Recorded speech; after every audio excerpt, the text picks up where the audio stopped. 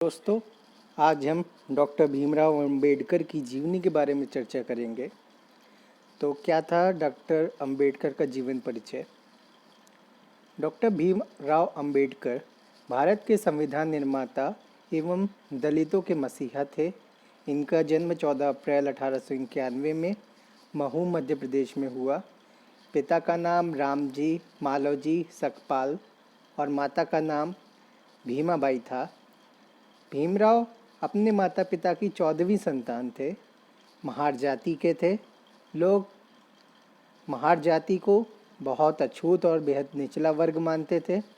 अंबेडकर के पिता ब्रिटिश भारतीय सेना की मऊ छावनी में सेवारत थे। 1894 में भीमराव अंबेडकर के पिता सेवानिवृत्त हो गए और 2 वर्ष बाद अंबेडकर की मां की मृत्यु हो गई। अंबेडकर का विवाह 14 वर्ष की आयु में रमाबाई के साथ हुआ। स्कूल में ही अंबेडकर को जात पात के कारण अत्यंत अपमानित होना पड़ता था। उन्होंने शिक्षक महादेव अंबेडकर के कहने पर अपने नाम से सकपाल हटाकर, उनके नाम पर पहले सकपाल लगता था, जिसको उन्होंने हटाकर अंबेडकर जोड़ लिया, जो उनके गांव के नाम अम्बावड़े पर आधारित था। रामजी सकपाल ने 1898 में पुनर्विवाह कर लिया और परिवार के साथ मुंबई चले आए। 1907 में मैट्रिकुलेशन पास करने के बाद बड़ौदा के महाराज की आर्थिक सहायता से वे एल्फिंस्टन कॉलेज 1912 में ग्रेजुएशन के लिए चले गए और ग्रेजुएट हो गए। कुछ साल बड़ौदा राज्य की सेवा करने के बाद उनको गायकवाड़ स्कॉलरशिप प्रदान किया गया, जिसके सहारे उन्होंने अमेरिका के कोलंबिया विश्वविद्यालय से अर्थशास्त्र में एमए किया, जो उनका 1915 में हुआ। इसी क्रम में वे प्रसिद्ध अमेरिकी अर्थशास्त्री सेलिगमैन के प्रभाव में आए। सेलिगमैन के मार्गदर्शन में अंबेडकर ने कोलंबिया विश्वविद्यालय से 1917 में पीएचडी की उपाधि प्राप्त कर ली।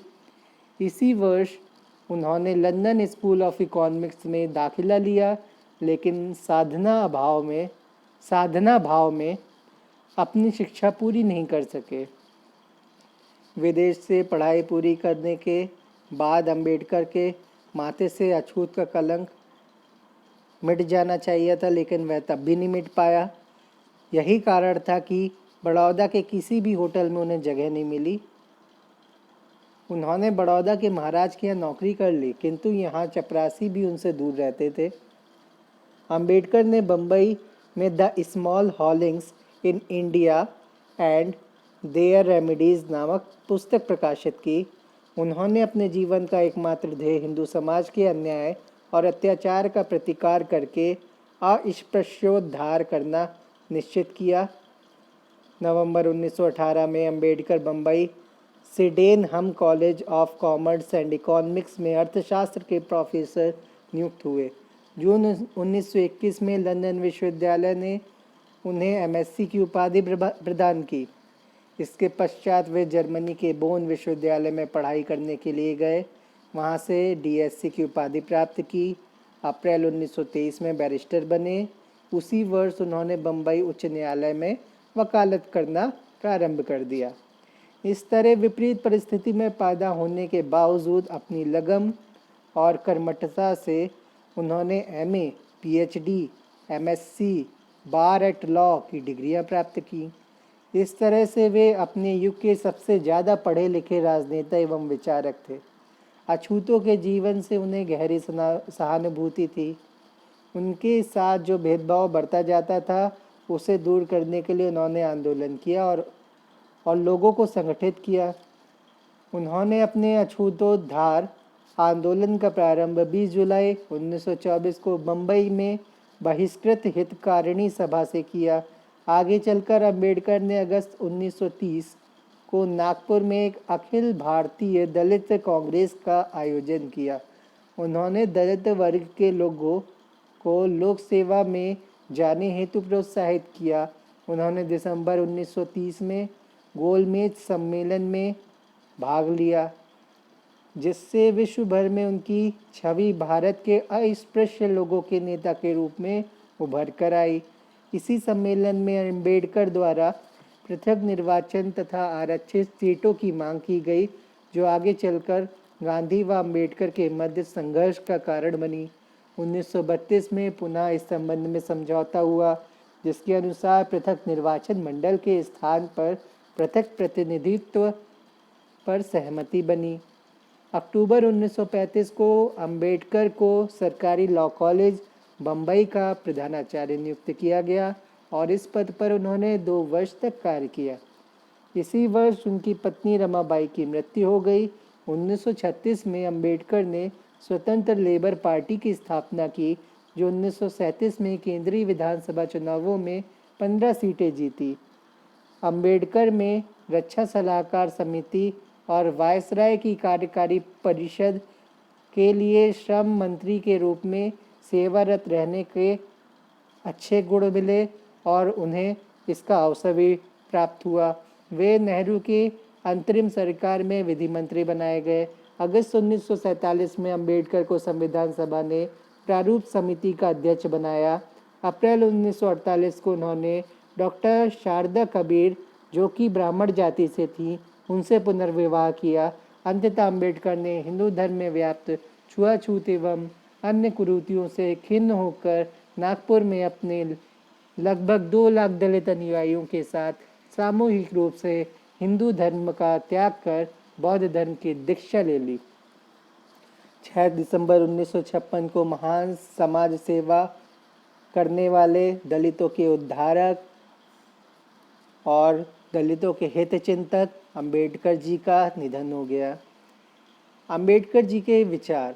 अंबेडकर एक आमूल परिवर्तनकारी विचारक थे, क्योंकि उनका जन्म निम्न वर्ण में हुआ था और उन्होंने जाति संबंधी अत्याचार और शोषणों का स्वयं अनुभव किया था।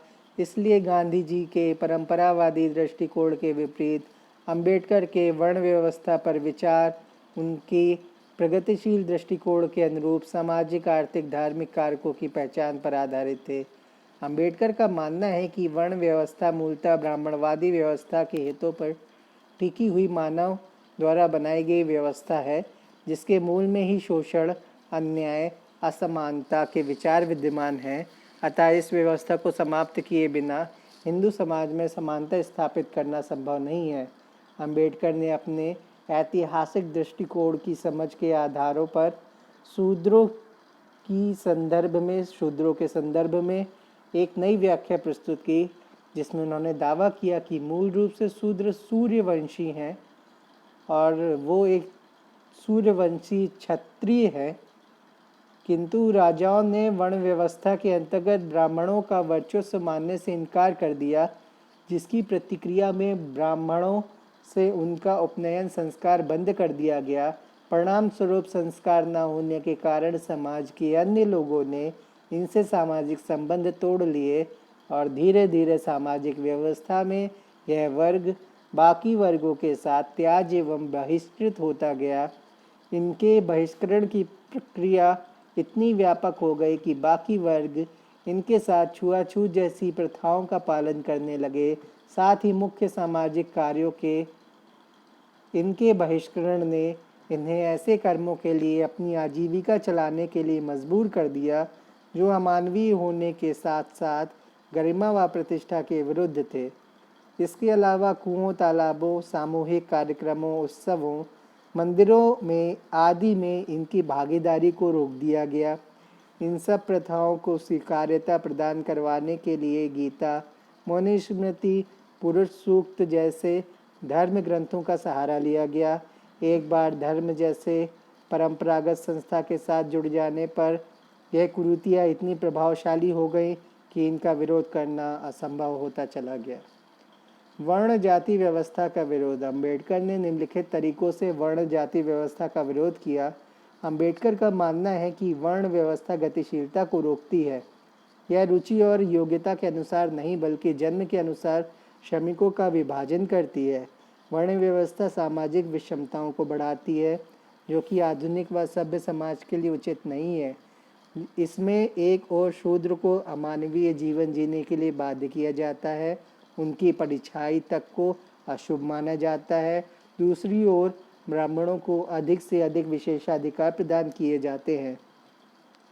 जाति व्यवस्था बौद्धिक एवं शारीरिक श्रम में भेद करके कुलीनवादी मानसिकता को बढ़ावा देती है। वर्ण व्यवस्था ब्राह्मणों को बौद्धिक कार्य देती है और समाज में ऊंचा स्थान देकर बौद्धिक श्रम को सबसे श्रेष्ठ श्रम घोषित करती है, जबकि समाज के लिए शारीरिक और बौद्धिक दोनों ही प्रकार के श्रम बहुत आवश्यक है और उन्हें समान महत्व दिया जाना चाहिए। जाति व्यवस्था एक बद्ध प्रकार की व्यवस्था है जो परालंबन को बढ़ावा देती है, जैसे क्षत्रियों को केवल साहसिक कार्य देकर बाकी योग्यताओं से वंचित कर देती है। जाति व्यवस्था मनुष्य की सृजनात्मक शक्तियों का नाश करती है, समाज में पृथकता व विघटन जैसे तत्वों को बढ़ावा देती है। वर्ण जाति व्यवस्था का उन्मूलन। गांधी जी भी जाति व्यवस्था में विश्वास नहीं रखते थे और उसके उन्मूलन पर बल देते थे, किंतु गांधी जी इसका उन्मूलन लोगों के हृदय परिवर्तन के माध्यम से करना चाहते थे। इसके अलावा उन्होंने अंतर्जातीय भोज एवं विवाह को भी इसका साधन बनाया। डॉक्टर अंबेडकर गांधी जी के इन प्रयासों से असंतुष्ट थे। उनका मानना था कि यह महज एक छलावा है जिससे तात्विक स्तर पर कोई परिवर्तन नहीं होगा। अंबेडकर का मानना था कि हृदय परिवर्तन एक बेहद लंबी प्रक्रिया है और दलित वर्ग अब इसका इंतजार नहीं कर सकता है। उन्होंने कहा था कि जब महात्मा गांधी जैसा महान राष्ट्र नायक सवर्ण हिंदुओं का हृदय परिवर्तन नहीं कर सका, तो फिर यह और किसी के बस की बात नहीं है और यह किसी और से संभव भी नहीं हो सकता। डॉक्टर अंबेडकर का मानना था कि जाति और वर्ण व्यवस्था का दार्शनिक आधार धर्म है, अतः धर्म में सुधार किए बिना इस समस्या का समाधान नहीं किया जा सकता। विभिन्न हिंदू धर्म ग्रंथ गीता, मनुस्मृति, पुरुष सूक्त आदि वर्ण व्यवस्था का समर्थन करते हैं। अतः इसी आधार पर अंबेडकर ने हिंदू धर्म की धार्मिक व्यवस्था को पुनः संगठित करने पर बल दिया। इसके लिए उन्होंने कहा कि हिंदू धर्म का केवल एक प्रामाणिक ग्रंथ होना चाहिए जिसमें आधुनिक मूल्यों का समावेश हो तथा शेष सभी धर्म ग्रंथों को कानूनी रूप से निषिद्ध कर देना चाहिए। उन्होंने दूसरा सुझाव दिया कि पंडिताई की वंशानुगत व्यवस्था समाप्त होनी चाहिए। उनका तर्क था कि यदि डॉक्टर, इंजीनियर, वकील बनने के लिए विशेष योग्यताओं का अर्जन करना पड़ता है तो पंडिताई के लिए क्यों नहीं हो सकता। पुरोहित मंद बुद्धि का भी हो सकता है। ऐसा भी बहुत जगह देखा गया है कि जो पुरोहित होते हैं उनमें कार्यकुशलता नहीं होती है। पुरोहित को राजकीय सेवक बनाया जाना चाहिए और राज्य द्वारा चुना जाना चाहिए। इन सब के अलावा अंबेडकर ने समानता स्थापित करने हेतु आरक्षण पर भी बल दिया। उनका तर्क था कि निम्न वर्ग की कई पीढ़ियों का बहुत शोषण हुआ। उन्होंने समस्त श्रम सवर्णों की सेवा के लिए किया, अतः अब समानता स्थापित करने के लिए निम्न वर्गों को क्षतिपूरक न्याय मिलना चाहिए। इसलिए उन्होंने इक्वलिटी की बजाय इक्विटी पर जोर दिया। उन्होंने अस्पृश्यता को अपराध घोषित करने की मांग की, जिससे संविधान द्वारा स्वीकार किया गया। अंतिम रूप से अंबेडकर का मानना था कि यदि निम्न वर्ग को किसी भी प्रकार से जातीय शोषण से मुक्ति न मिले तो उसे हिंदू धर्म छोड़ देना चाहिए। 1935 में एक सभा को संबोधित करते हुए उन्होंने कहा था कि दुर्भाग्य से मैं हिंदू धर्म में पैदा हुआ हूँ, क्योंकि यह तय करना मेरी शक्ति के बाहर था, पर मैं आपको विश्वास दिलाता हूँ कि मैं हिंदू के रूप में मरूंगा नहीं। अंबेडकर ने आगे चलकर यही किया और 1956 में बौद्ध धर्म को अपना लिया।